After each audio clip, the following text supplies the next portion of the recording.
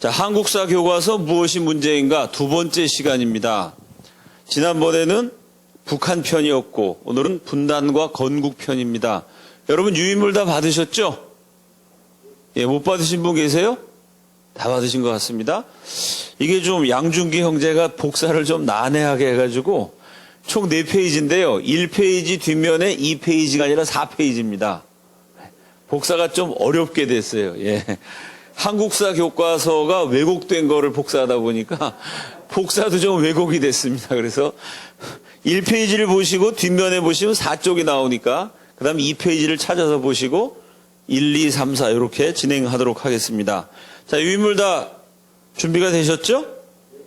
첫 번째, 남북 분단에 대한 내용입니다. 금성출판사에서 나온 교과서 335쪽에서 336쪽. 분단의 원인이 이승만인 것처럼 묘사를 해놨습니다. 남한만이라도 단독 정부를 수립하자는 이승만의 정읍 발언. 전라도 정읍에서 이승만이 남한 단독 정부, 이 단독 정부가 발전해서 대한민국이 되죠. 단독 정부 수립에 대한 최초의 언급을 했습니다. 그 다음에 이렇게 써놨어요. 단독 정부 수립 주장으로 남북 분단의 가능성은 더욱 커지게 되었다. 이승만이 남한만의 단독 정부 수립을 주장했고 그것 때문에 분단 가능성이 커졌다. 이 교과서로 배운 학생들은 이승만이가 분단의 원흉이구나 라고 오해하게 됩니다. 사실은 1945년 9월 20일자 스탈린의 비밀 지령이 있었습니다. 한반도의 북반부에 소련의 정치, 경제, 군사적 이익을 영구히 구축할 민주 정권을 수립하라. 우리가 지난번에 스탈린에 대해서 배웠습니다. 사람을 악마라고 부를 수 있으면 스탈린이 이에 해당한다. 북한을 자유케 하라는 제 책에서 그렇게 스탈린이라는 인물을 묘사했죠. 스탈린 한 사람 때문에 죽은 사람이 대략 8천만에서 1억에 가까운 사람을 죽게 만든 글자 그대로 악마 같은 인물입니다. 이 스탈린이 남북분단의 원흉이요 주범이라는 부인할 수 없는 결정적인 증거가 있어요. 1945년 9월 20일 날 우리 조국의 북반부에 진주했던 소련군 사령관 쉬킨에게 스탈린이 전보를 보냈습니다. 그 전보의 내용이 뭐냐? 첫째, 한반도의 북반부에 정권을 수립하라. 이건 무슨 얘기입니까? 남북을 분단하겠다는 얘기예요. 38선 이북 지역에 공산주의 국가를 세워라. 요 스탈린의 비밀 전보로 분단이 결정됩니다. 두 번째, 남북을 분단시켜서 북쪽에 세우는 정권이 어떤 정권이냐? 이렇게 썼습니다. 소련의 정치, 경제, 군사적 이익을 영구히 구축할 민주정권. 말은 좋아서 민주정권입니다. 근데 그 민주정권이 어떤 정권이냐? 여러분, 대한민국에 세워지는 정권은 대한민국의 한국인들의 정치, 경제, 군사적 이익을 구축할 정권이어야 됩니다. 만약에 대한민국에 세워지는 정부가 대한민국의 어느 정권이 한국의 이익이 아니라 미국의 정치, 경제, 군사적 이익을 위한 정권이라면 그러면 대한민국은 미국의 식민지가 되는 겁니다. 대한민국에 세워지는 정권은 대한민국 국민, 대한민국이라는 국가의 정치, 경제, 군사적 이익을 구축하기 위한 정권이라야 돼요. 제 말이 이해가 되시죠? 근데 북한 땅에 세우는 정권이 북한이 아니라 소련의 정치, 경제, 군사적 이익을 그것도 영구히 구축할 정권. 이건 무슨 얘기입니까? 영원한 꼭두각시 정권, 괴뢰 정권, 위성 정권을 세우라는 말입니다. 이 스탈린의 전보를 통해서 첫째, 스탈린 남북을 분단시켰고 둘째, 우리 조국의 북쪽 땅 38선 이북에 꼭두각시 정권을 세웠다는 것을 확인할 수 있습니다. 이 비밀 전보는요, 1981년 소련에서 출판된 소련과 조선인민의 관계라는 자료집을 통해 처음 세상에 공개가 됐습니다. 이 정보를 1993년 일본의 마이니치 신문이 입수해서 보도를 했어요. 그리고 우리나라에는 한국과 러시아가 국교를 맺은 다음에 한반도와 관련된 중요한 역사적 자료들이 원래는 그 소련, 러시아가 공산주의 국가, 적성 국가였기 때문에요. 우리나라랑 교류가 없었지 않습니까?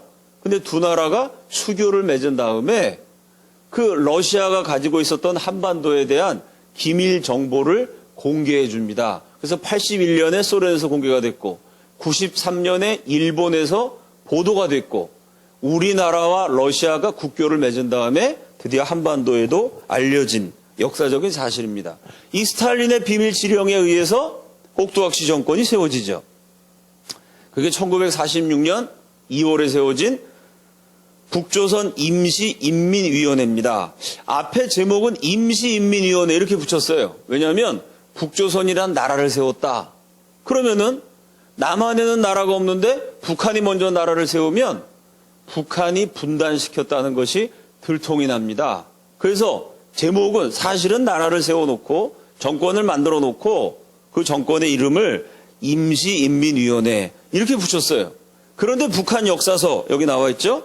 북한의 공식 역사서인 현대조선력사. 남한은 역사인데 북한은 력사예요. 이 두문법칙을 적용하지 않아갖고 남북이 문법이 다르죠. 이 북한의 공식 역사서엔 이렇게 되어 있습니다. 북조선 림시 인민위원회의 수립으로서 우리 인민은 그토록 오랜 세월을 두고 염원하던 이 북조선 발음이 어려워요. 진정한 인민정권을 가지게 되었으며 혁명의 강력한 무기를 틀어주게 되었다. 여기서 말하는 혁명은 공산화 혁명입니다. 1946년 2월에 벌써 북한에서는 정권이 수립돼서 공산혁명의 강력한 무기를 틀어줬다. 이게 북한의 공식적인 역사서의 기록입니다. 그래서 이름은 임시인민위원회였지만요. 사실은 무시무시한 공산 독재 정권입니다. 어떻게 할 수 있죠? 임시인민위원회를 세우고 불과 25일 만에 토지개혁이란 이름의 토지 강탈을 완수해버립니다. 전 국민의 땅을 다 뺏어버려요. 여러분 대한민국에서 토지개혁을 하느라고요. 얼마나 오랜 세월 걸렸는지 모릅니다. 1년 넘게 토론하고 실행하려고 그랬는데 땅 가진 지주들이 가만히 있겠어요? 저항하고 이승만 대통령이 그걸 또 다시 막 그냥 여러 가지 지혜로운 방법을 동원해갖고 머슴들에게 땅을 나눠줄 수 있는 묘책을 찾고 대한민국 오랫동안 토지개혁이 진행됐어요. 그게 정상적입니다. 그게 민주주의 국가죠. 국민들의 의견을 모으다 보면 시간이 걸리게 돼 있어요. 그 5,000년 동안 지주는 땅을 갖고 있고 머슴은 땅이 없었단 말이죠. 5,000년 동안 이루어지지 않았던 일을 25일 만에 해치워버렸어요. 전 국민의 땅을 공산당이 다 몰수했습니다. 이건 독재 정권만 가능한 일입니다. 그런 무시무시한 독재 정권만 가능한 일을 해치운 조직이 뭐냐면 북조선 임시인민위원회예요. 그러니까 북조선 임시인민위원회는 북한 역사서가 솔직히 고백하고 있는 것처럼 강력한 독재 정권입니다. 이렇게 1945년 9월에 스탈린이 분단과 공산주의 꼭두각시 정권 수립을 결정했고 그 스탈린의 지령을 받아서 1946년 2월에 북한의 정권이 먼저 수립됩니다. 스탈린이 지령을 내린 게 1945년 9월.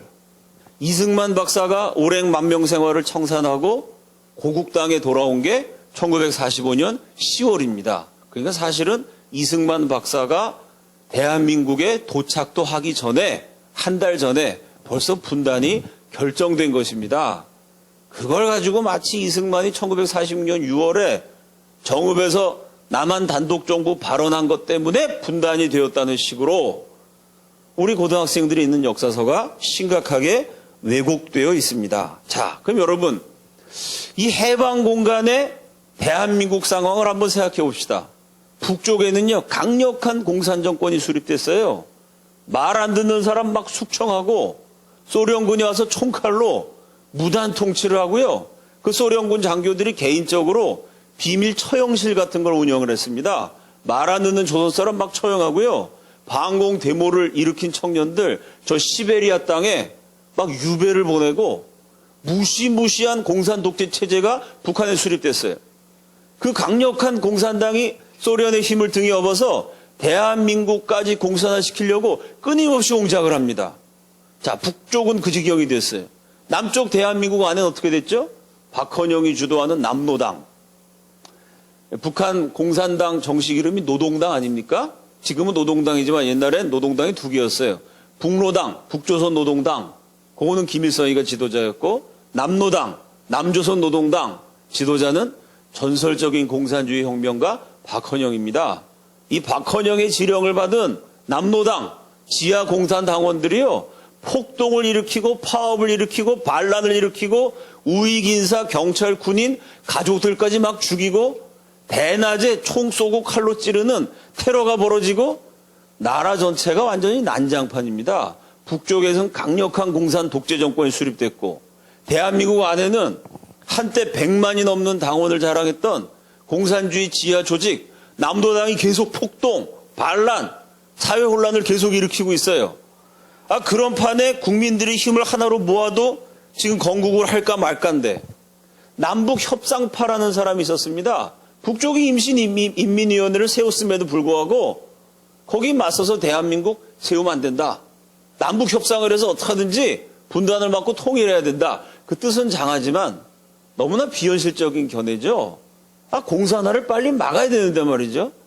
저쪽은 칼 들고 쳐들어오겠다는데 무슨 협상을 합니까? 그래도 남북협상파가 끝까지 고집을 부려요. 거기다가 대한민국의 후견인이었던 미국은 계속 오판을 합니다. 이 남한만 단독 정권을 세우면 이거 분단되는 거 아니야? 어차피 이 나라가 분단되지 않고 하나였던 나라니까 좌우 합작을 해야지.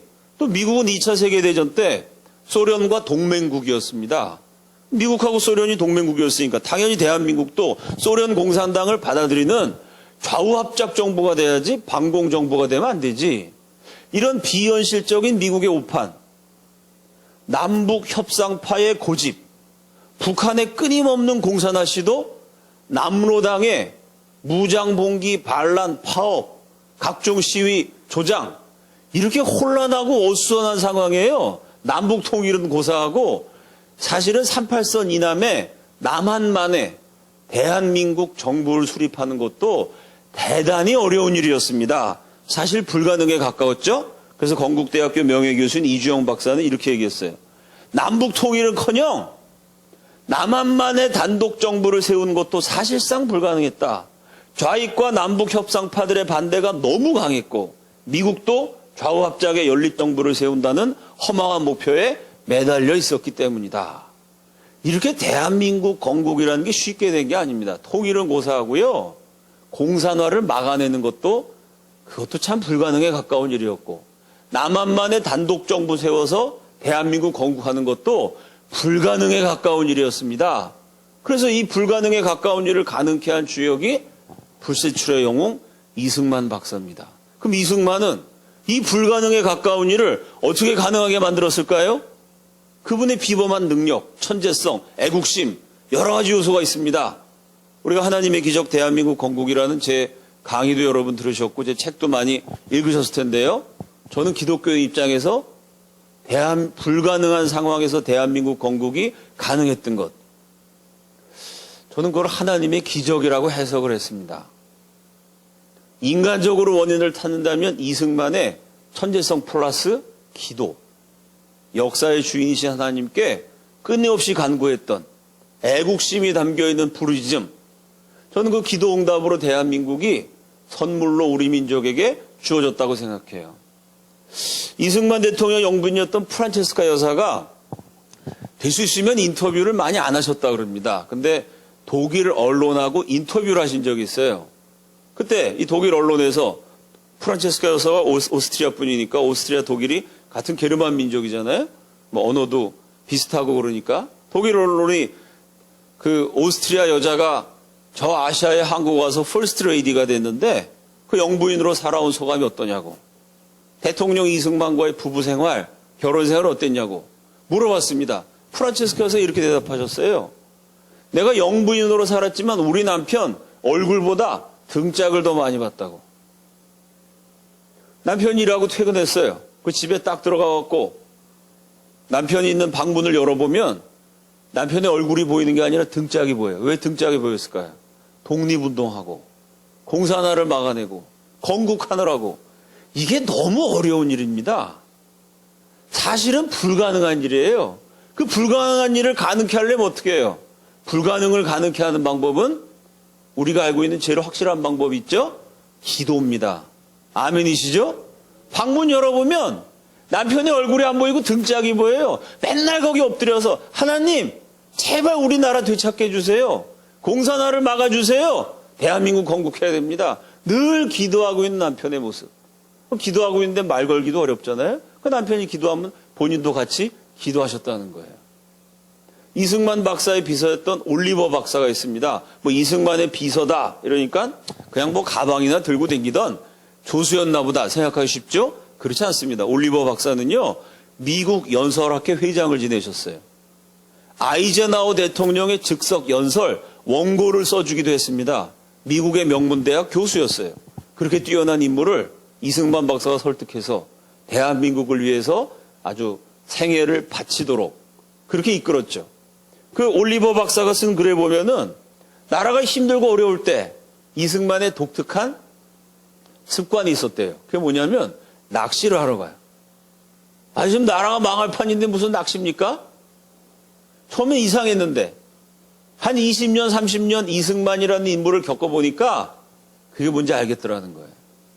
배를 이렇게 호수에, 연못에, 강가에 배를 띄워놓고 열심히 낚시를 하는데 낚시를 했으면 뭔가 물고기 잡는 게 있어야 되잖아요. 돌아오는데 보면 빈손이야 대부분. 왜? 낚시를 간 게 아니고요. 배를 띄워놓고 거기서 늘 기도했다는 거예요. 낚시의 대부분은 명상과 기도였다. 이 올리버 박사의 증언입니다. 한국의 이승만 연구가로 유명한 뉴데일리의 임복일 대표.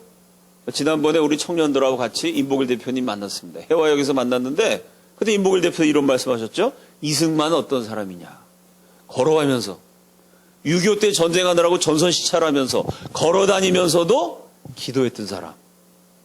하나님과 영으로 교통했던 사람. 그 사람이 이승만이다. 이승만 옆에 있었던 아내, 이승만의 가장 가까운 비서, 이승만 연구가, 이분들의 공통적인 이승만의 독특한 캐릭터는 뭐냐면 끊임없이 기도하는 분이었어요. 도저히 나라 세우는 게 불가능한 상황에서 그렇게 기도했기 때문에 불가능을 가능케 하는 대한민국 건국이라는 기적이 일어났던 것입니다. 자, 한국현대사학회에서는 대한민국을 만들다, 굉장히 좋은 책입니다. 그 책에서 대한민국 건국을 이렇게 묘사했습니다. 대한민국의 건국은 한반도의 공산화 통일을 추구하는 세력의 입장에서 보면 민족을 분단한 거죠. 남한까지 싹 공산화시켜야 되는데 대한민국 정부가 세워져서 대한민국이 수립되어서 건국되어서 공산화를 막았으니까 통일 공산국가 수립을 반대한 분단으로 해석할 수 있어요. 그러나 공산주의자가 아니라면 자유민주적 통일을 희구하는 세력, 정상적인 대한민국 국민의 입장에서 보면 대한민국 건국은 민족 통일을 위한 필수적 조치입니다. 여러분 동의하시죠? 대한민국을 건국함으로 공산화를 막고 장차 공산 통일이 아니라 자유민주적 평화 통일을 위한 교두보를, 기반을 마련하는 것입니다. 자, 이렇게 대한민국 건국하는데 제일 중요한 절차가 선거입니다. 민주주의 국가라는 거는 국민들이 민주주의적인 선거를 통해서 합법적이고 정상적인 선거를 통해서 지도자를 선출해야죠. 그래야 국민들의 뜻이 반영되는 거 아니겠어요? 그래야 진정한 민주, 국민이 주인 되는 겁니다. 그래서 대한민국 건국을 위해서 제일 중요한 작업이 1948년 5월 10일에 총선거, 5000년 우리 역사상 최초의 자유민주주의 선거입니다. 이렇게 대한민국 건국 작업이 진행될 때 그 총선거를 앞두고 대한민국에 있었던 좌익, 공산 세력은 어떻게 하든지 총선거를 막으려고 갖은 노력을 다합니다. 대한민국 건국을 반대하고 건국의 가장 중요한 절차였던 50 총선을 무효화하기 위해서 좌익들이 일으킨 대표적인 사건이 제주도 4.3 사건, 우리 현대사의 커다란 얼룩이고 비극이죠. 4.3 사건에 대해서 고등학생들이 이렇게 배웁니다. 천재교육 교과서에 보면 1947년 3.1절 기념 시위에서 경찰의 발포로 사상자가 발생하자. 여기까지 보면 경찰이 진짜 나쁘죠? 아니 3.1절 기념해갖고 시위하는데 왜 총을 쏩니까? 제주도민들이 화가 나서 제주도민들을 이를 규탄하는 시위를 벌였으며 경찰이 총 쏴갖고 사람 죽이는데 어떻게 가만히 있겠어요? 시위를 벌여야죠. 관리들까지 가담한 공무원들까지 관리들까지 도민들이 맞다. 관리들까지 가담한 정도면 이 시위는 굉장히 정당한 것 같은 느낌을 줘요. 총파업을 일으켰다. 경찰이 총 쏴서 거기에 저항했더니 미국은 육지에서 경찰과 우익 청년 단체를 파견하여 이를 진압하였다. 요거 읽어보면요. 제주도민들이 정당한 시위를 일으켰는데 민주적인 요구에 대해서 미군과 대한민국 경찰이 막 총을 쏴가지고 사람 죽이고 탄압했다. 그렇게 오해하기 쉽습니다. 이게 아주 대표적인 역사 왜곡이죠. 그럼 4.3 사건이 어떻게 일어났느냐? 뒤에 또 있네요. 이 과정에서 많은 주민이 가혹한 탄압을 받아 미 군정에 대한 반감이 높아졌다. 전부 미국 경찰이 잘못했다는 겁니다. 이러한 가운데 이렇게 미국과 경찰이 주민을 가혹하게 탄압하는 가운데 주민들이 그것 때문에 반감을 가진 가운데 1948년 4월 3일 제주도에서는 남한만의 단독선거 반대와 통일정부 수립을 주장하는 무장봉기가 일어났다. 이렇게 무장봉기가 아주 정의로운 거사 같습니다. 미 군정과 경찰의 탄압에 대한 저항, 통일정부 수립을 위한 무장봉기. 제주 4.3 사건을 이렇게 가리키고 있어요. 이게 엉터리입니다. 사실이 뭐냐? 제주 4.3 사건 일제를 쭉 중요한 사건을 정리해보면요. 그냥 경찰이 발표한 게 아니고요.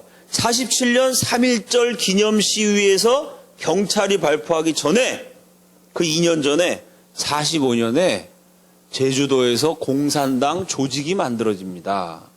공산당이 있었다는 얘기를 뺐어요. 경찰이 무턱대고 총 쏜 게 아닙니다. 3.1절 기념 시위가요. 그냥 우리 민족의 중요한 사건인 3.1절을 기념하기 위해서 애국적인 시민들이 모인 게 아닙니다. 그 3.1절 기념 시위를 조직적으로 활용하려고 했던 공산주의 조직이 1947년 4.3 사태 일어나기 2년 전에 벌써 1945년 10월에 제주읍의 한 민가에서 결성이 됩니다. 20여 명이 조선공산당을 조직했어요. 이때 조선공산당 조직하면서 사상 검증을 철저히 했습니다. 공산당에 가입하겠다는 사람 무조건 받아주지 않았어요. 진짜 이 사람이 공산주의 사상에 투철한가? 공산주의 혁명을 목숨 걸고 할 만한 집념이 있는 사람인가? 공산주의를 제대로 이해하고 있는 능력자인가? 철저히 검증해서 아주 정예화된 20여 명의 공산 분자들이 모여 당 조직을 만듭니다. 자, 이 조직이 점점 커져서 1947년 2월 17일 3.1절 기념 투쟁 준비위원회를 결성합니다. 그냥 제주도민들이 모여서 3.1절 기념식 하는데 경찰이 총 쏜 게 아니고요. 그 3.1절을 이용해서 투쟁하자라고 2월 17일 날 3.1절 기념 투쟁준비위원회를 결성했어요. 그 3.1절에 막 거사를 일으키려고 그러니까 경찰이 낌새를 채고 해산 명령을 내립니다. 해산하라 그런다고 공산주의자들이 해산하겠어요? 2월 23일 제주도 민주주의 민족 전선이란 거를 결성합니다. 이게 결국은 4.3 사태를 일으킨 주동한 조직이 되죠. 이 제주도 민주주의 민족전선 이름만 보면 근사해요. 민주주의 하자. 우리 민족을 위해서 싸우자. 민주주의 민족전선인데 이 단체의 명예의장이 누구냐? 6명이에요. 스탈린. 사람 죽인 공산당 괴수 스탈린이 명예의장입니다. 스탈린을 명예의장으로 떠받드는 조직. 두 번째는 또 누구냐? 남조선 노동당 대표 박헌영. 세 번째는 북조선 노동당 대표 김일성. 허헌, 김원봉, 유영중. 다 전설적인 공산주의자들입니다. 세계 공산화의 괴수 스탈린과 남북의 공산주의 최고 지도자 박헌영, 김일성을 명예의장으로 추대한 공산 반란 조직입니다. 여러분 이 가운데 김원봉이라는 이름이 있어요. 김원봉 들어봤어요? 김원봉이 대한민국 전 국민에게 요즘 널리 알려졌습니다. 1000만 관객을 동원한 영화가, 전 시간이 없어서 그 영화를 못 봤습니다만은 아주 김원봉을 영웅화했다, 영웅처럼 묘사를 했다 그래요? 무슨 영화죠? 암살. 암살 영화 보신 분 손 들어보세요. 아, 여긴 다 기도만 하셔가지고, 예. 기도 안 하는 양준기만 봤네. 그 암살에 김원봉이 멋있게 나와요? 준기 형제? 멋있게 나온 거 맞아요? 그거 보면 아주 김원봉이 영웅처럼 나왔다 그래요? 사실은 의열단이라는 독립운동 단체를 조직해서 영웅적인 항일 투쟁을 했어요. 그러니까 김원봉이 실제로 독립운동을 영웅적으로 한 건 맞습니다. 그런데 문제는 뭐냐? 이 김원봉의 고향이 경상남도 밀양이에요. 전설적인 혁명가 김원봉이 거기 출신이다 보니까 밀양 지역에는 김원봉 노선을 따르는 공산 좌익 청년들이 많이 있었습니다. 그 1947년 가을에 그 밀양 땅에서 북한 실정 보고대회라는 게 열려요. 참 역사라는 게 재밌습니다. 요즘 우리 학생들이 캠퍼스에서 북한 인권 사진전 하지 않습니까? 북한의 참상을 담은 사진 이렇게 전시해 놓고 북한이 사실 이렇게 고통당하고 있다. 김일성, 김정일, 김정은이가 이렇게 못된 짓 한다. 우리가 진실을 알려요. 그 당시도 마찬가지입니다. 북한 실정 보고대회를 누가 했냐면은 탈북 청년들. 공산당이 들어가갖고 재산 다 몰수해버리고 사람 다 죽이는 바람에 북한의 엘리트 청년들이었는데요. 딱 한 가지 이유. 공산당을 싫어했다는 이유로 축청당해가지고 가족 잃고 전 재산 잃어버리고 구사일생으로 남한으로 도망쳤어요. 그 북한의 엘리트 청년들이 남한에서 노숙자가 됐습니다. 불황화 합숙소 이런 데서 살았어요. 비참한 빈민으로 전락했습니다. 그러니 공산당에 대한 분노와 원한이 사무쳤겠죠. 그 청년들이 전국을 돌아다니면서 북한 실정 보고대회를 열어요. 그 보고대회 내용은 뭐냐? 소련군이 와가지고 우리 조선 농민들이 피땀 흘려 거둔 식량 다 뺏어갔다. 소련 군인들이 그냥 여자만 지나가면 치마만 둘렀다 하면 전부 다 붙잡아다 강간을 합니다. 그 당시 기록을 보면 평양 시내에 조금 으슥한 곳, 일본 사람이 살다가 텅 비게 된 집, 그런 데면 지나가다 보면 어김없이 조선 여자가 소리 지르고 우는 소리가 들렸다는 거예요. 왜 소리 지르고 울었겠어요? 소련 놈들이 그냥 조선 여자 붙잡아다가 강간을 하고 난리를 쳐갖고요. 하도 강간을 많이 하니까 북한의 처녀들이 얼굴에다가 처녀처럼 안 보이려고 수검댕이를 붙이기 시커멓게 이렇게 막 밉게 보이려고 병자처럼 보이고 거지처럼 보이려고요. 수검댕이를 처녀들이 막 칠하고 돌아다녔습니다. 김일성이 말 안 듣는 사람들 재산 다 몰수하고 쥐수새도 모르게 죽여버리고 소련과 공산주의에 저항하는 데모 일으켰던 학생들 시베리아 벌판으로 끌고 가버렸어요. 이렇게 북한에서 동포들이 고생하고 있고 공산당은 나쁜 놈들이다. 그 북한 실정 보고대회를 목숨 걸고 탈출했던 탈북 청년들이 1947년 가을에 김원봉의 고향 밀양 땅에서 보고대회를 했어요. 대회를 마치고 음식점에 가서 7명의 탈북 청년들이 식사를 하고 있었을 때 이 김원봉의 영향을 받은 좌익 수십 명이 죽창을 들고 공격을 해요. 수십 명이 죽창 들고 와갖고 7명의 탈북 청년들, 우익 청년들, 반공 청년들을 찔러 죽이려고 그럽니다. 그냥 내버려두면 다 죽을 판인데 그때 그 7명의 청년 가운데 한 사람 공원태라는 힘이 장사인 씨름 선수가 있었어요. 밖에 낌새가 이상하니까 딱 나가봤더니 안에 식사하고 있는데 죽창을 든 좌익, 폭력배 수십 명이 포위하고 있어요. 그 어떻게 했냐면 문을 딱 걸어 잠가요. 그 힘이 장사니까 문고리를 딱 잡고 버텨요. 문이 열려야 들어와서 찔러 죽이잖아요. 공원태라는 천하장사가 문고리를 딱 붙들고 끝까지 버티는 사이에 6명이 뒷문으로 탈출했어요. 공원태는 어떻게 됐을까요? 이 문을 잡고 열지를 않으니까 좌익들이 그 문을 때려 부시고 문고리를 끝까지 잡고 있는 공원태를 죽창으로 수십 명이 마구마구 찔러요. 온몸이 아주 벌집처럼 수십 명 좌익 폭도들의 죽창 공격을 받았고 공원태는 거기서 죽습니다. 동지들을 살리기 위해서 자기가 죽은 거죠. 여러분, 올바른 역사 교육이란 건 뭘까요? 암살 같은 영화, 제가 그렇다고 그 영화가 다 잘못됐다고 시비 걸겠다는 얘기는 아닙니다. 우리 선조들이 독립운동 열심히 했던 장면을 그렇게 멋진 영화로 만든 건 좋은 일입니다. 그러나 그 영화를 통해서 야, 김원봉이 공산주의자지만 저렇게 애국자였구나. 훌륭하신 분이구나. 아, 공산주의 빨갱이라고 다 나쁜 게 아니라 공산주의가 저렇게 독립투쟁을 위해서 싸웠으면 그거 좋은 거 아니야? 그 영화만 보고 한쪽으로 편향된 정보와 지식만 받아들여서 공산주의가 무슨 항일 독립한 좋은 단체인 것처럼만 생각하면 그거는 잘못된 교육이 돼버립니다. 한쪽에서 그런 영화를 털어주면요, 좋은 나라 어떤 나라겠어. 다른 쪽에서는 또 다른 사실을 가르쳐줘야 돼. 맞다. 김원봉이 의열단으로 공산주의자였지만 독립운동 열심히 한 건 훌륭한 일이다. 그러나 그 김원봉의 영향을 받은 공산주의자들이 독립운동하면서 일본 사람만 암살했냐? 아니다. 죽창 들고 와서 밀양 땅에서 공원태라는 씨름 선수를 마구마구 찔러 죽였다.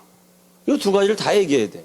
공산주의가 항일 투쟁도 했지만 공산주의가 우리 무고한 백성들을 이렇게 많이 죽였다. 그럼 과연 공산주의라는 게 옳은 거냐? 이렇게 사실 있는 그대로 다 교육을 해야, 그래야 제대로 된 나라입니다. 어쨌든 이 6명을 명예의장으로 추대하는 제주도 민주주의 민족전선이 2월 23일 날 결성이 돼요. 이 조직이 1947년 3월 1일 3.1절 기념대회를 마치고 시가 행진을 하는 과정에서 이 3.1절 기념대회가 참석자가 3만 명인가 그렇습니다. 어마어마하게 많은 숫자고요. 좌익들이 치밀하게 준비했기 때문에 미 군정 당국과 경찰이 초긴장을 했어요.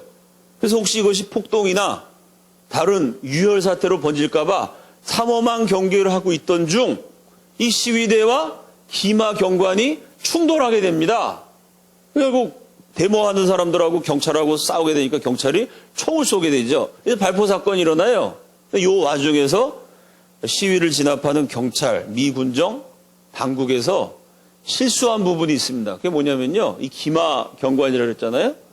그 데모하고 나오는데 어린 애들도 있었는데 이 데모를 막기 위해서 기마 경관이 말을 타고 막 다니다 보니까 어린 애들인데 말이 막 다니면 어떻게 되겠어요? 애들이 그 말발굽에 짓밟힙니다. 이해가 되시죠? 이거는 이 시위를 진압하겠다는, 시위를 진압하는 건 이제 경찰의 기본적인 임무이지만, 그러다 이제 말을 타고 어린애를 짓밟고 사람 짓밟고 이거는 분명히 진압하는 경찰 측에서도 실수를 저질렀던 거죠. 그 애가 막 기마병이 짓밟혔다 막 이러니까 아주 그냥 사람들이 더 격분해가지고 데모가 더 커지겠죠. 격분해요. 1947년 3월 10일에 총파업, 제주도 전체가 총파업을 하는데요. 파업에 참여한 단체가 어디냐? 제주도청, 모든 관공서, 학교, 기업체, 공장 등 166개 기관입니다. 그 당시 제주도에 있는 기관 가운데 95%가 파업에 참여해요. 그럼 이걸 보고 경찰과 군정 당국, 육지에 있는 사람들 어떻게 생각했을까요? 아니, 어떻게 도청이 데모를 하고 파업을 하고 초등학교에서도 파업을 했어요. 그걸 진압해야 되는 입장에서는 야, 제주도에서 95%가 파업한 거 보니까 저 제주도 사람들 전부 다 빨갱이구나. 이렇게 오해를 할 수가 있죠. 제 말 이해가 되시죠? 사실은 전체 기관의 95%가 파업한 건 맞는데 그렇다고 제주도민이 100% 빨갱이는 아니죠. 그렇지 않습니까? 근데 이렇게 파업을 많이 하니까 이 모르는 사람들이 그것만 보고 오해할 수 있죠. 이거 제주도 놈들은 전부 빨갱이다. 쓸어버리자. 이 기마경관과 시민의 충돌, 그 다음에 총파업, 이걸 거치면서 제주도민들은 도민들대로 아주 분격하게 되고, 이거를 진압해야 되는 측에서는 저 빨갱이를 쓸어버려야 된다. 오해하게 되고, 양쪽의 분노가 증폭되면서 공산주의자뿐만 아니라 우익들 처음에 학살당한 건 당연하고요. 공산주의자가 아닌 무고한 제주 시민들도 엄청나게 많이 죽고 다치는 4.3이라는 유혈 참극이 벌어져요. 그러니까 이건 공산주의자들이 주도했는데 진압하는 쪽에서도 오해도 있었고 실수도 있었습니다. 자, 이렇게 되니까 1947년 4월 3일 날 드디어 무장 반란을 일으킵니다. 그 무장 반란의 모습을 현기론 선생이라고요. 제가 대학 다닐 땐 저분이 아주 유명한 소설가이셨습니다. 한국 소설가의 지금은 원로격이시죠. 제가 대학 다닐 무렵에는 저분이 아주 현역에서 소설을 활발하게 발표하셔갖고 제가 아주 감동적으로 읽은 소설도 몇 개 있어요. 저분이 제주도 출신이십니다. 현기란 선생이 자기 고향에서 일어난 일, 자기 가족이 겪었던 일을 쓴 섬의 반란 1948년 4월 3일 제주 4.3 사건의 진실, 제주도 분이 쓴 책에 이렇게 되어 있어요. 이날 무장한 인민유격 때 공산 반란 세력이 우익 인사를 매우 잔해하게 살해했고 4월 3일 날 폭동을 일으켜가지고 그전에는 경찰이 데모 진압하다가 진압 과정에서 충돌이 일어나 우발적으로 발포했고 진압하다가 말이 막 뛰면서 실수로 사람을 밟았는데요. 경찰은 그렇게 실수로 우발적으로 했는데 4월 3일 날 좌익들은 아주 조직적으로 계획적으로 우익 인사를 학살합니다. 지목했던 당사자가 없을 경우에 그 노모, 연세 드신 어머니, 부인, 어린아이까지 대신 살해했어요. 닥친 대로 죽였어요. 좌익에서 우익을 아주 그냥 학살을 합니다. 이러한 유격대의 잔인성은 공산주의 혁명 전사가 되기 위한 사상 교육의 결과였다. 우발적으로 죽인 게 아니라 저놈을 죽여라 라고 교육을 시켰다는 거예요. 누구도 선거 관리 업무, 대한민국 건국을 위한 5월 10일 총선거, 아예 이 선거가 일어나지 못하도록 방해하려고, 그 선거 관리하는 일을 아예 못하게 만들려고, 선거를 통해 대한민국 건국에 참여하려는 사람들은 이렇게 비참하게 죽는다. 본보기를 보여주기 위해서 죽였다는 거죠. 또 우익단체에서 활동할 엄두를 내지 못하도록 하는 전술, 공포 전술이었죠. 대한민국 건국에 참여하거나 공산당 반대하는 우익 활동을 하는 자들은 그 나이 많으신 어머니, 갓난쟁이 어린애까지 이렇게 다 죽는다. 이걸 보여주기 위해서 4월 3일 날 무장 반란을 일으킨 제주도 남도당 조직이 닥치는 대로 사람들을 죽입니다. 그러니 이렇게 가족을 잃고 죽고 당한 우익 세력이 가만히 있겠어요?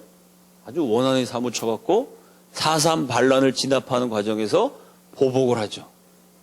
저쪽에서 막 죽이니까 이쪽에서도 죽이고 결국 수만 명이 죽고 다치는 엄청난 비극이 일어납니다. 그럼 여러분 생각해 봅시다. 왜 우익의 가족까지 인민유격대가 잔인하게 살해했을까요? 만약에 지금 우리가 반란을 일으켜서 우익들을 싹 쓸었는데 조금 있다가 우익이 기세를 회복해서 반격을 당하면 우리가 우익을 죽인 것처럼 나와 내 가족들이 우익들 손에 다 죽게 될 거야. 내가 보복당하고 반격당할 수 있다고 생각했으면 이렇게 잔인하게 사람 죽일 수 있었을까요? 그럼 못 죽이죠. 내가 남의 어머니 죽였어. 그럼 결국 우리 어머니도 저놈 손에 죽게 돼. 이걸 생각하면 못 죽입니다. 제 말 이해가 되죠? 근데 제주도 좌익들은 죽였어요. 왜 그랬을까요? 이 사람들이 무모하게 정세 판단을 잘못한 거죠. 북한에서도 쳐내려올 거고 남한 도처, 제주도뿐만 아니라 남한 도처에서 공산당 지하조직 남도당이 혁명을 일으킬 거기 때문에 공산화되는 것은 시간 문제다. 이렇게 판단했어요. 다시 말해서 본인들이 이긴다고 생각했어요. 본인들이 우익과 가족을 마구 죽여도 우익이 반격을 못할 거라고 생각했어요. 공산당이 절대 유리하다는 잘못된 정세 판단을 했습니다. 그 바람에 이렇게 자신 있게 죽였다가 결국 보복을 당했죠. 그래서 이 4.3 반란을 일으킨 남도당 조직 사람들이 서로를 격려했던 말, 제일 많이 했던 말이 뭐냐면, 자, 지금 우리가 이렇게 반란을 일으켜서 군인과 경찰과 싸우고, 전쟁하는 게 얼마나 힘들어요? 이 무장 폭동이니까 이건 전쟁이거든요. 전쟁하는 게 힘들지만 몇 달만 참고 견디자. 몇 달만 견디면 좋은 세상이 온다. 이런 얘기를 서로 많이 했다 그럽니다. 현기란 선생님 책에 보면요. 몇 달만 견디면 좋은 세상이란 건 뭐예요? 우리가 제주도에서 몇 달만 버티고 있으면 대한민국 전체가 다 공산화돼가지고 우리 이제 공산화된 나라에서 훈장 달고 폼나게 살 수 있으니까 몇 달만 견디자. 공산당이 이길 거라고 생각해서 자신 있게 사람들을 많이 죽였다가 반격을 당해갖고 또 그 가족들, 죄 없는 시민들까지 몰살을 당한 그런 비극입니다. 그 4.3 사태 주동자가 이 사람이에요. 김달삼이라는 사람이에요. 이 사람이 4.3 사건을 일으켰다가 나중에 진압되니까 북한으로 튀어가지고 6.25 전쟁 때 북한군을 이끌고 쳐들어왔어요. 그러니까 여러분 4.3 반란이 어떤 사건인지 알겠죠? 그 4.3 반란 주모자는 북한으로 넘어가서 인민군 장교가 돼서 공산군을 이끌고 대한민국에 쳐들어왔습니다. 이 공산 반란이었다는 얘기죠. 자, 대한민국 건국을 반대한 수많은 사건인데 대표적인 거 4.3 사건이 있었습니다. 또 한 부류가 김구 선생, 김규식 선생의 남북 협상입니다. 그래서 미래엔 교과서에 보면 이렇게 되어 있습니다. 김구 선생의 멋있는 말씀이죠. 나는 통일된 조국을 건설하려다 38선을 베고 쓰러질지언정 일신의 구차한 안위를 위하여 단독 정부를 세우는 데는 협력하지 않겠다. 야, 이 말씀 보면 좀 감동적이지 않습니까? 내 한 몸 편하게 살겠다고 우리 조국을 분단시켜서 남한만 뚝 잘라서 단독 정부 세우는 일신의 안위를 위한 구차한 안위를 위한 일은 안 한다. 이 말만 보면 멋있는데 가만히 생각해 보면 이게 무서운 말입니다. 그러면 대한민국을 세운 일은 일신의 구차한 안위를 위한 일입니까? 김구 선생이 하신 수많은 말씀 가운데 미래엔 교과서는 요거 한 대목만 딱 인용했어요. 그럼 사실은 김구 선생이 요 말씀하시기 전후로 어떤 말씀을 하셨느냐? 여러분 나눠드린 유인물에 김구 선생 어록이 있습니다. 1947년 12월 1일 이승만 박사가 주장하는 정부는 결국에 내가 주장하는 정부와 같은 것이다. 이건 대한민국 건국에 찬성한다는 얘기입니다. 이 좋은 정부를 세우는데 세인이 세상 사람들이 그것을 오해하고 단독 정부라고 하는 것은 유감이다. 이게 왜 단독 정부냐? 이 대한민국이라미야말로 우리 민족을 대표하는 정부다. 원래 김구 선생님은 이승만 박사하고 같은 편이었습니다. 이런 지지 발언을 하셨어요. 그 다음에 3주일 지난 47년 12월 22일 말을 바꿨어요. 이 박사의 정부 수립 노선을 지지하지 않겠다.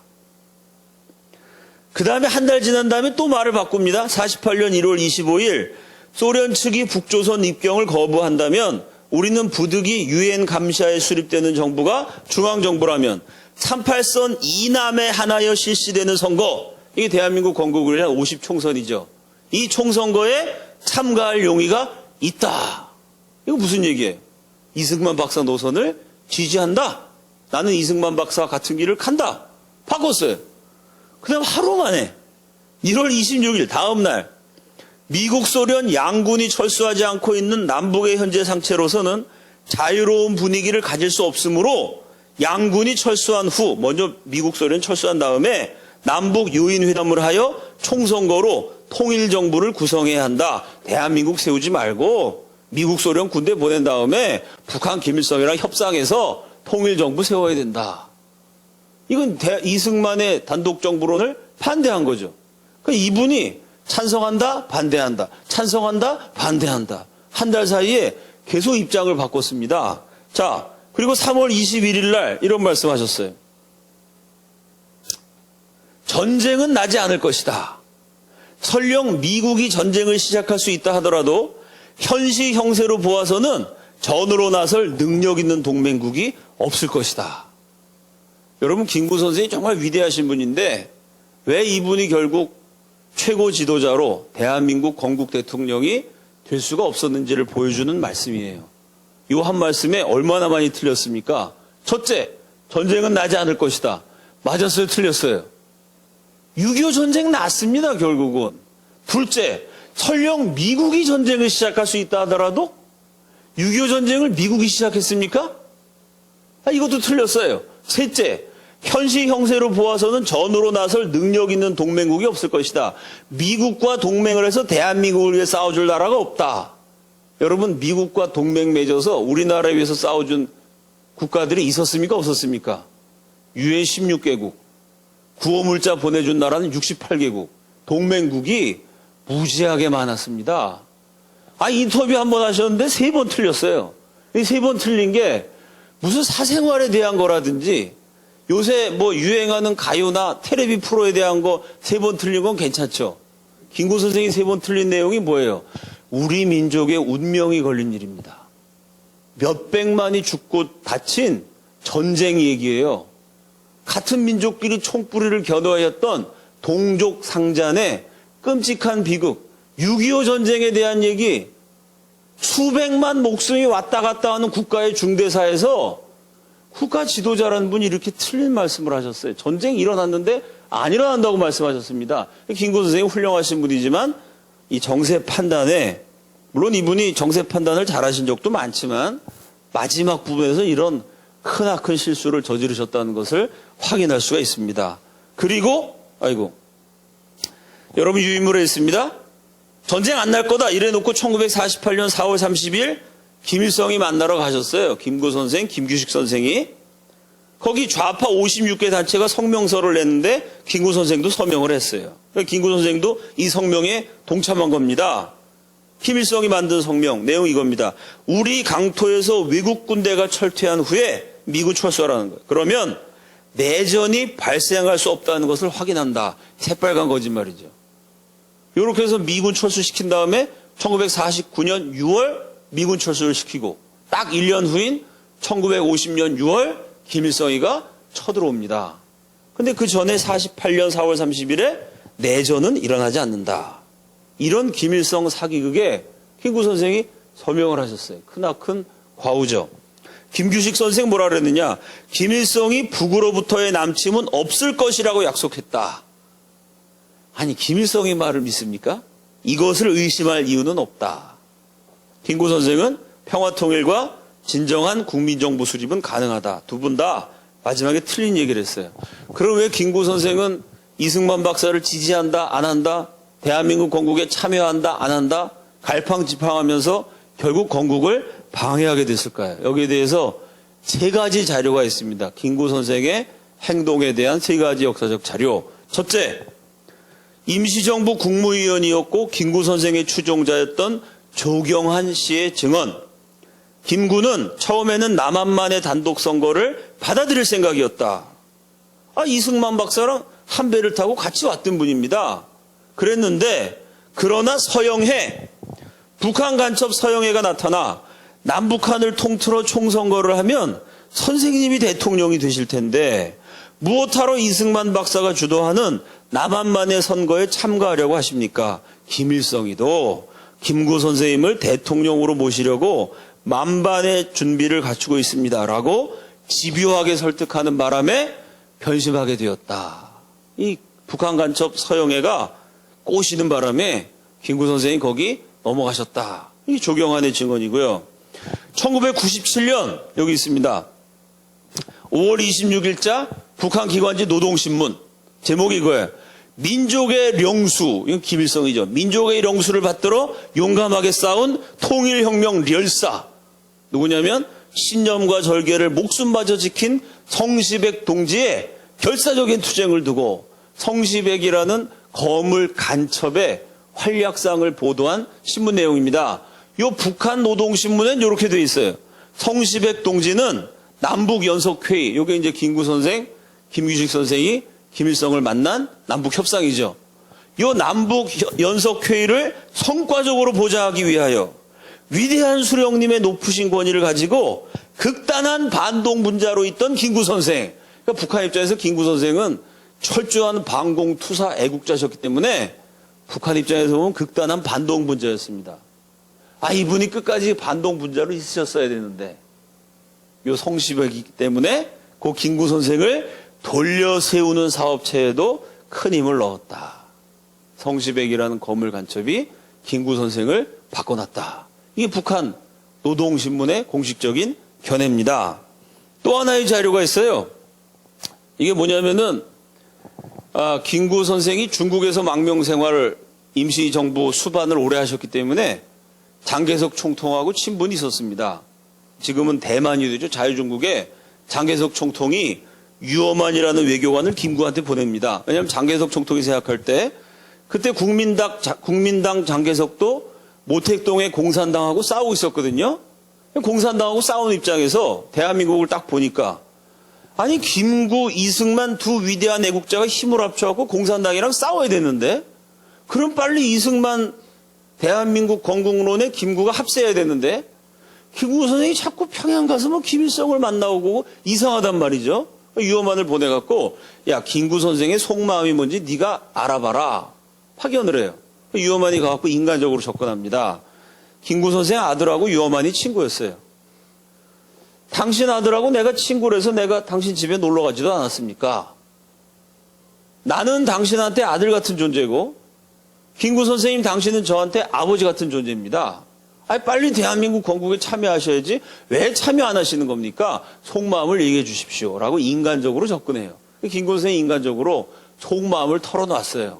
그 내용이 요 문서가 지금 보관이 돼 있습니다. 이렇게 말씀하셨어요. 요 유엄한이 김구 선생 말씀을 그대로 적어가지고 장기석 총통한테 내가 김구 선생 만났는데 이렇게 말씀하십디다 라고 보고서를 보냈습니다. 그 외교문서가 지금도 남아있어요. 그 자료에 뭐라고 되어 있느냐? 내가 평양 요인회담에 갔던 동기의 하나는 북한에서 일어나려는 사실을 보려고 한 것이다. 북한에서 지금 무슨 일이 일어나나 보려고 내가 평양 가봤다. 그랬더니 이렇다는 거예요. 공산주의자들이 앞으로 3년간 조선인 붉은 군대의 확장을 중지한다고 해도 이미 북한 가보니까 남침 준비가 완료가 됐어요. 북한군이 막강해요. 자, 3년 동안 북한은 군사력을 증강시키지 않아요. 그 3년 동안 남한이 전력을 다해서 북한은 3년 동안 가만히 있고 남한은 3년 동안 있는 힘을 다해서 군대를 만들어도 붉은 군대, 북한 공산군대의 현재 병력만한 군대를 만들기는 거의 불가능하다. 김구 선생이 가보니까 이건 대한민국은 북한에 비하면 이건 바람 앞에 등불입니다. 대한민국이 북한하고 싸워 계란으로 바위를 치는 게 쉽죠. 북한은 막강한 군대가 이미 있어. 대한민국 질이 멸렬이야. 그럼 앞으로 어떻게 될 것이냐? 러시아인들, 소련이죠. 공산군입니다. 공산군은 책 잡힐 일 없이 쉽게 남쪽을 급습할 것이며 당장 남한의 인민공화국, 공산공화국이 선포될 것이다. 내가 북한 가서 보니까 이미 게임은 끝났다. 북한은 전쟁 준비를 다 마쳤고 대한민국은 속수무책이다.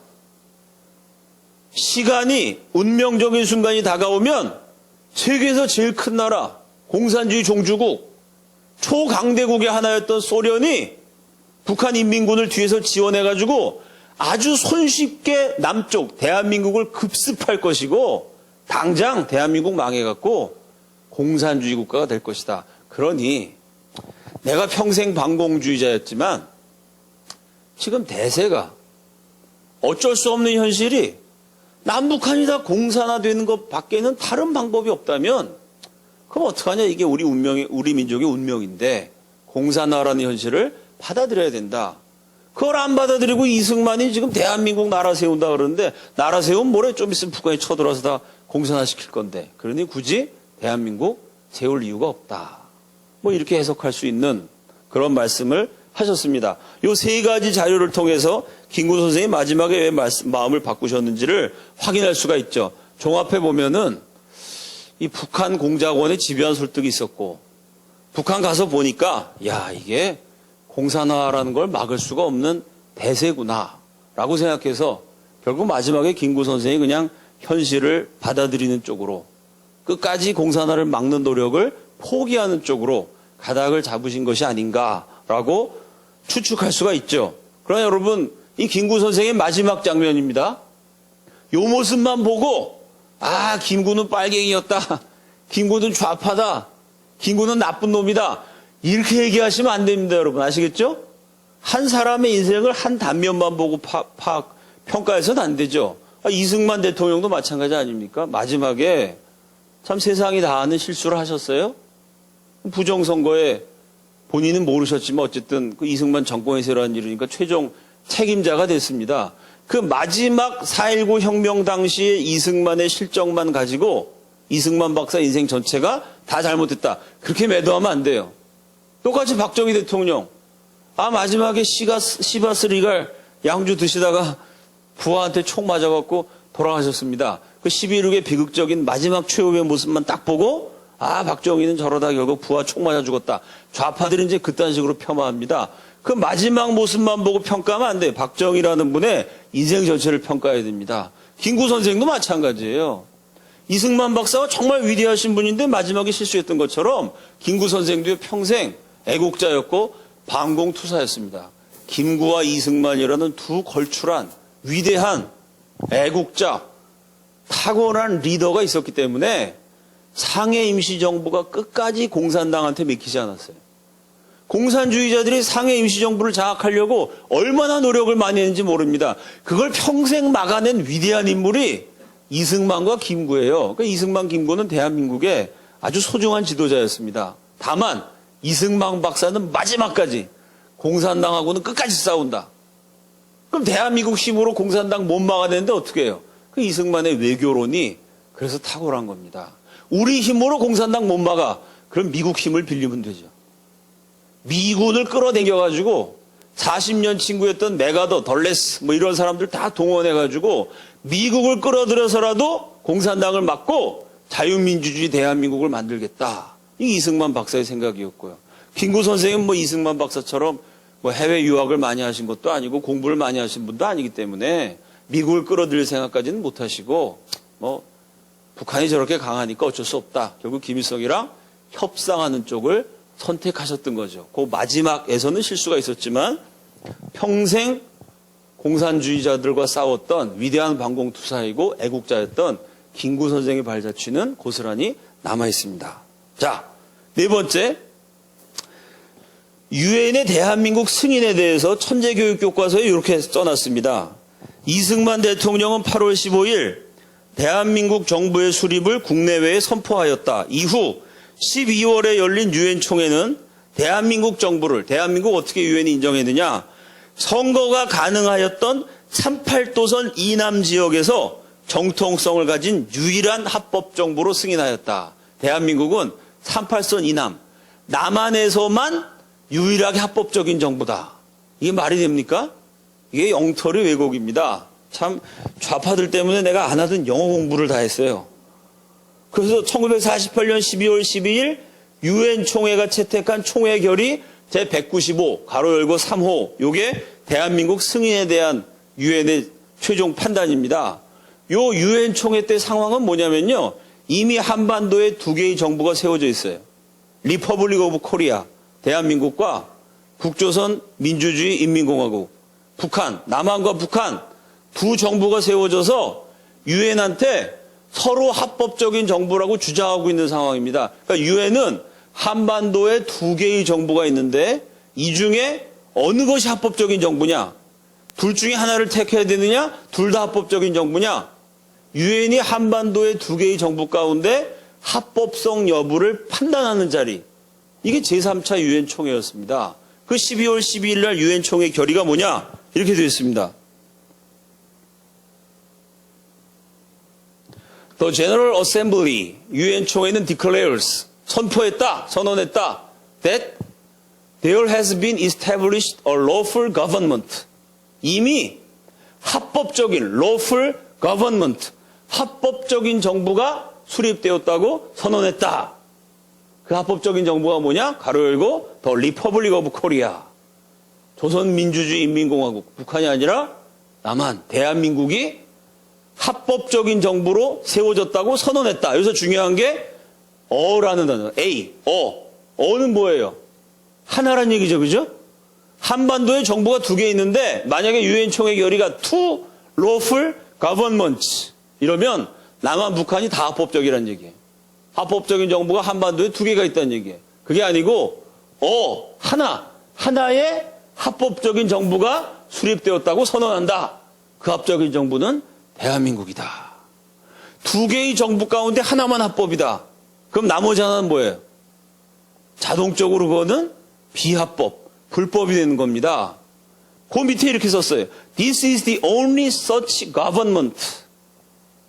영어에서는 똑같은 단어가 반복되는 걸 싫어하잖아요. 그래서 such, 그러한 정부. 이 such란 단어는 뭘 얘기할까? 위에 문장에 보면 lawful government, 합법적인 정부. 그 밑에는 such government, 바로 그런 정부. 앞에서 말한 정부, 무슨 얘기입니까? 합법적인 정부란 얘기예요. 그럼 어디서 합법적인 정부죠? This is the only such government in South Korea. 남한에서만 합법적인 정부라고 유엔 총회가 결의한 게 아니라 in 코리아. 코리아가 어디에 코리아가? 남북한 전체를 코리아라 그러죠? 북쪽만 얘기할 땐 노스 코리아. 남쪽만 얘기하면 사우스 코리아. 근데 유엔 총회는 인 코리아. 한반도 전체에서 the only 유일하게 lawful government, such government. 한반도에서 유일하게 합법적인 정부다. 이게 유엔 총회 결의입니다. 아, 참 안 하던 영어 공부하려니까 좀 머리가 아프죠? 좌파는 우리를 도와주는 사람들이야. 좌파 때문에 애국자도 되고 기도도 하고 영어 공부까지 하게 됐어. 이렇게 한반도의 유일한 합법 정부를 38선 이남의 유일한 합법 정부다. 이따오로 왜곡한 교과서를 고등학생들한테 가르칩니다. 자, 다섯 번째, 지금까지 분단과 건국, 해방에서 건국에 이르는 역사의 굵직굵직한 사건들을 우리 교과서가 어떻게 왜곡했는지를 쭉 같이 나눴습니다. 마지막, 교학사 교과서는 좌편향되지 않았다. 애국 농객들이 유일하게 안심하고 자녀들한테 읽힐 수 있는 교과서다. 이렇게 평가합니다. 교학사 교과서는 오늘 우리가 나눈 내용을 어떻게 적었는지 한번 봅시다. 좌파가 교학사 교과서 막 출판도 되기 전에 검정 통과하자마자 뭐라 그랬냐면 저 교학사 교과서는 엉터리다. 유관순을 깡패라고 묘사했다. 김구와 안중근을 테러리스트라고 말했다. 저건 친일 독재 교과서다. 아주 좌파들이 교학사 교과서를 아주 진뭉개했습니다. 나오기도 전에 독서를 퍼부었어요. 지금도 마찬가지죠. 국정교과서가 나오기도 전에 친일 독재 교과서다. 이러고 난리를 칩니다. 그럼 교학사 교과서 도대체 내용이 얼마나 잘못됐길래 이렇게 좌파들이 욕을 했느냐. 분단과 북한 정권 수립에 대해서 이렇게 얘기했어요. 1945년 9월에 스탈린은 북한에 부르주아 민주정권의 수립을 지시하였다. 요즘 복잡한데 공산주의자들의 역사 발전 단계를 말하거든요. 부르주아 민주정권이 있고 인민민주주의 정권이 있고 프롤레타리아 정권이 있고 이렇게 공산화 과정을 여러 단계로 나눠요. 어쨌든 그 공산화 중에 한 단계인 부르주아 민주정권의 수립을 지시하였다. 지시의 요점, 스탈린의 비밀지령의 요점이 뭐냐? 인민민주주의 운동을 통하여 공산화의 길을 북한이 밟아야 한다는 것이었다. 맞아요? 틀려요? 맞죠? 스탈린이 북한을 공산화시키라는 지령을 내렸다. 그 사실을 정확하게 기록한 올바른 교과서입니다. 이에 따라 스탈린 지령에 따라 1946년 2월에는 북조선 임시인민위원회를 구성하여 사실상의 정권을 수립하였다. 겉으로는 임시인민위원회였지만 사실상 공산 독재 정권이었다. 틀린 거 있어요? 없어요? 정확합니다. 두 번째, 남한 단독정부와 이승만에 대해서 미소공동위원회가 지리멸렬하게 진행되는 것을 보면서 1946년 6월에 이승만은 통일정부의 수립이 불가능하다고 판단하여 남북 통일한 나라를 세우는 게 우리 민족의 꿈입니다. 그게 제일 좋은데 북한에 이미 공산당 정권이 세워졌으니 통일이 현실적으로 불가능해요. 순회 연설 중 정읍에서 남한만의 임시정부 수립 필요성에 대한 입장을 발표하였다. 북한에서는 이미 1946년 2월에 북조선 임시인민위원회를 구성하였기 때문이다. 맞았어요? 틀렸어요? 정확하게 맞았습니다. 김구와 김규식의 남북협상에 대해서 김구와 김규식은 김일성으로부터 아무것도 얻지 못하고 뭘 얻었습니까? 김구 선생이. 김규식 선생이 김일성 만나고 뭘 얻었어요? 김일성이 절대 남침 안 한다고 약속했다. 그 약속을 얻어갖고 왔는데 그 약속은 휴지 조각이 됐습니다. 약속을 얻은 것이 아니라 속은 거죠. 사기를 당한 거죠. 아무것도 얻은 게 없어요. 사실입니다. 김구는 북한이 남한 송전을 계속하는 문제를 협의하였다고 발표하였으나 그 당시에 남한은 전력이 부족했고 북한은 수풍댐, 거기서 전력을 많이 생산했어요. 북한에서 전기를 보내줘야 남한에서 공장이 돌아갈 수 있었습니다. 김구 선생님이 뭐라 그랬냐면 김일성이가 전력을 계속 공급해 준다고 약속했다 라고 말씀하셨지만 김일성이 말을 믿습니까? 북한은 5월 14일 남한 송전을 중단하였다. 정확합니다. 그 다음 유엔 승인에 대해서 대한민국 정부는 유엔으로부터 승인받은 한반도의 유일한 합법 정부로 새로운 출발을 하게 되었다. 북한은 분단의 책임이 남한에 있는 것처럼 하려고 남한 정부보다 20여일 늦게 정권 수립을 발표하였다. 하지만 북한 정권은 유엔의 승인을 받을 수 없었다. 맞습니까? 틀립니까?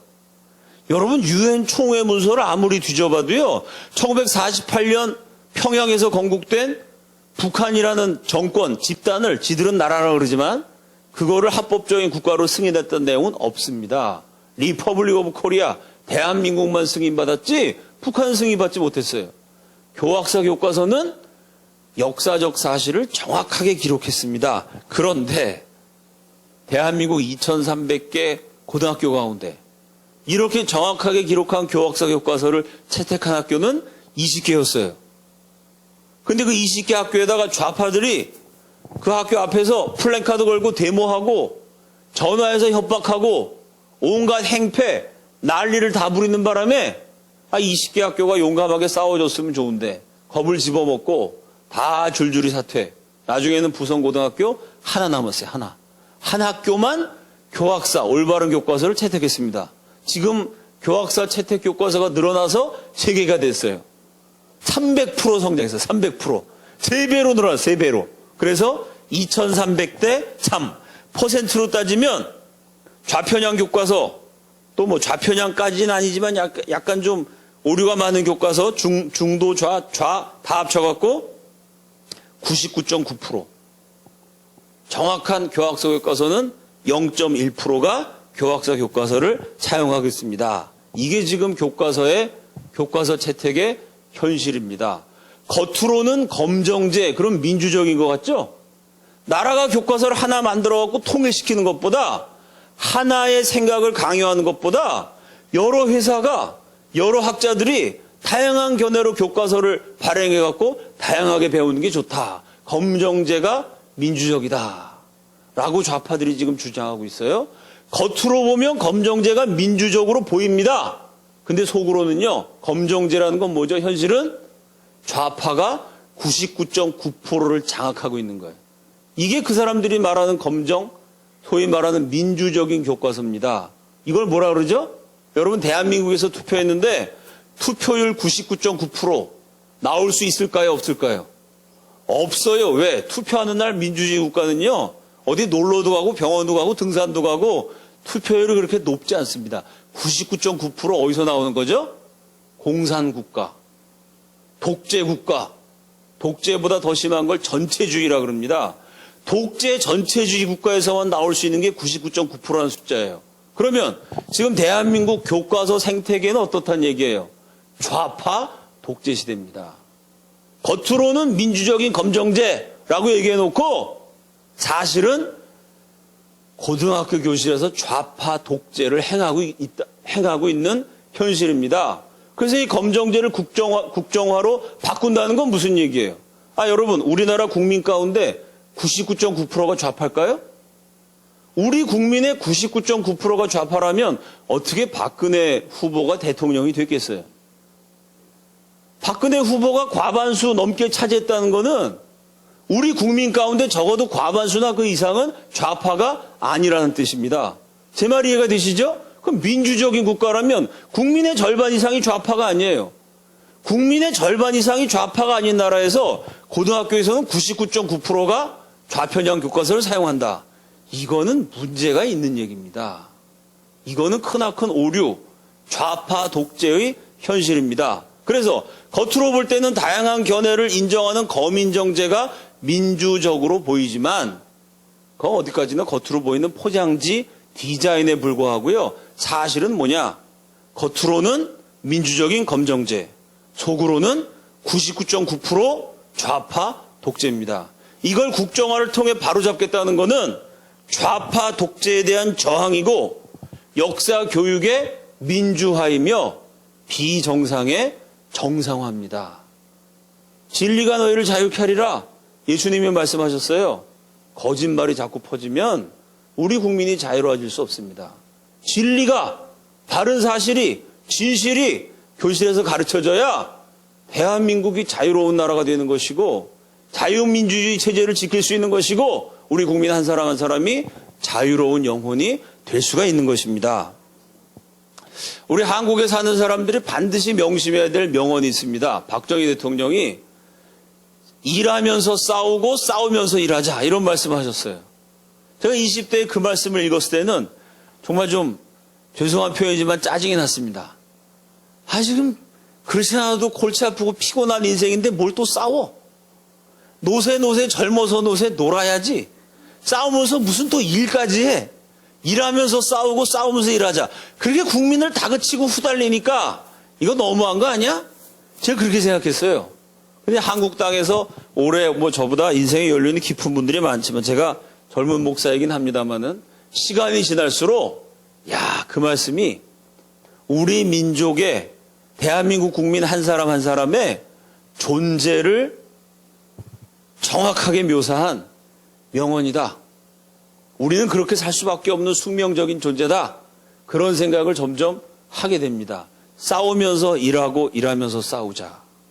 우리는 싸울 수밖에 없어요. 왜? 우리 동족을 400만이나 굶겨 죽이고요. 그러고도 성에 앉혀서 대한민국까지 공산화시키려는 김일성 일가의 공산 집단, 저 사이비 이데올로기 북한 정권이 우리 조국의 북방부를 불법으로 점거하고 있는 한 우리는 싸울 수밖에 없습니다. 그 김일성의 지령을 받아서 혹은 뭣도 모르고 대한민국까지 공산화시키려고 대한민국 안에 종북 좌파 세력이 이렇게 판을 치는 한 싸울 수밖에 없어요. 99.9%라는 좌파 독재가 이 나라 고등학교 역사교육 현장에서 벌어지고 있는 한 우리는 싸울 수밖에 없습니다. 동시에 우리는 일할 수밖에 없어요. 왜? 대한민국이 땅덩어리가 넓어요? 석유가 콸콸 나옵니까? 우리나라가 땅도 넓고 지하자원도 많으면요. 일 안 하고 편안하게 지하자원만 캐도 전 국민이 잘 먹고 잘 살겠죠. 대한민국은 사우디아라비아도 아니고요. 대한민국 무슨 다이아몬드가 펑펑 쏟아져 나오는 다이아몬드 광산이 널려있는 지하자원, 부전자원이 많은 나라도 아니고요. 국토가 넓은 나라도 아닙니다. 요 조그만 나라, 국토 면적에 비해서 국민은 많고 자원은 없어요. 여기서 살아남으려면 일하는 수밖에 없습니다. 싸울 수밖에 없고 일할 수밖에 없는 이게 한국인의 숙명이에요. 대한민국 국민은 싸우면서 일하고 일하면서 싸워야 돼요. 여기다가 기독교인은 그 앞에 한마디 말이 더 붙어요. 뭘까요? 하나님 앞에서 싸우면서 일하고 일하면서 싸웁니다. 왜 하나님이 들어갈까요? 여러분, 저와 여러분을 대한민국 땅에 태어나게 하신 분이 누구예요? 여러분 마음속에 대한민국 국민이 되겠다고 결심하고 태어나셨어요? 내가 저 대한민국 여자분의 뱃속에 들어가서 반드시 국민이 되리라. 그럼 굳은 사명감 갖고 태어나셨습니까? 조국은 내가 선택하는 게 아닙니다. 나한테 주어진 거예요. 그걸 신앙적으로 해석하면 하나님이 나에게 선물로 주셨어요. 대한민국 국민으로, 대한민국 땅에 한국인으로 태어나도록, 한국인으로 살도록 하나님이 만드셨습니다. 싸울 수밖에 없는 나라에 태어나게 하셨어요. 일할 수밖에 없는 나라에 태어나게 하셨어요. 그럼 기독교인으로 바른 삶은 뭐죠? 그 하나님이 주신 이 환경 속에서 싸워야 되는 나라에 태어나게 하셨으니까 하나님 앞에서 최선을 다해 악과 불의와 공산, 북한 정권과 싸우는 겁니다. 일해야 되는 환경 속에 하나님이 태어나게 하셨으니까 농땡이 부리지 말고 게으름 부리지 말고 열심히 일하고 열심히 공부하고 땀을 흘리면서 최선을 다해서 살아가야 돼요. 마지막 하나님 앞에 갔을 때 하나님이 저를 한국 땅에서 태어나게 하셔서 하나님이 주신 대한민국이라는 나라를 위해서 내가 이렇게 열심히 싸우고 이렇게 열심히 일했습니다. 하나님 앞에서 자신 있게 우리의 인생을 고백할 수 있는 애국하는 크리스찬들 다 되시기를 우리 주님의 이름으로 축원합니다. 기도하겠습니다.